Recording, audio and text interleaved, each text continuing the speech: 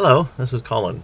And on today's tea, I wanted to talk about a tea which has no longer readily available, sort of passed into legend, although there are some rumors that if you go to particular tea or medicinal shops in some parts of Asia, you can still buy it, though most people think that the tea no longer exists.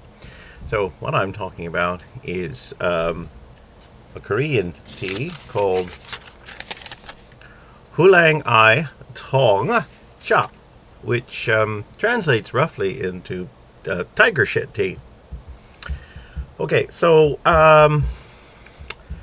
this started out in the mountains in Korea. Of course, Korea is a very mountainous place, and it's a good place for growing tea, mountains.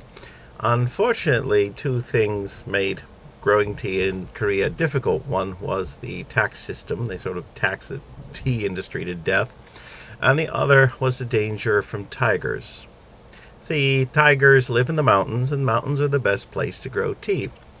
So, a couple of adventurous peasants who were observing tigers in Korean mountains noticed the tigers eating tea plants.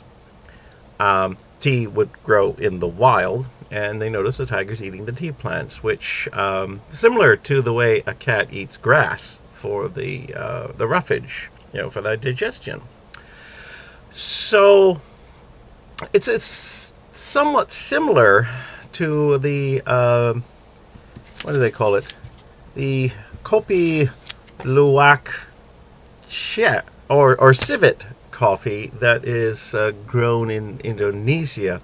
The civet cat, the wild cat in Indonesia, eats the coffee beans and poops it out, and the coffee beans, the undigested coffee beans, are gathered up, washed up, and made into coffee. Very expensive coffee. Well, similarly, brave peasants, brave or desperate peasants, would follow tigers and wait till they took a dump and collect the partially digested tea leaves, which they very carefully collected and steamed, not only to clean, but to halt the fermentation. You see, the tea would actually, I guess we call an oolong, because it would spend some time fermenting in the stomach of the tiger.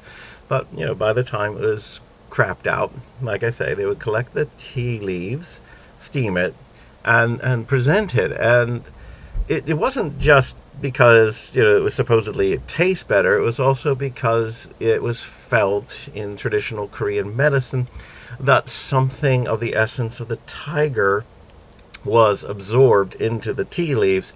So the tea was considered quite special, quite expensive, drunk by a lot of warriors and emperors and people in the court. The Japanese, when they invaded Korea in the late 16th century, even remarked on this practice, which they found quite appalling. Of course, being sencha drinkers, they would not have been familiar with oolong. So eventually, the practice faded away. Some people think that the Japanese occupation in 1905 finally did away with the practice. And like I say, some people think that there is still an underground market in this most rare and unusual of teas. Cheers.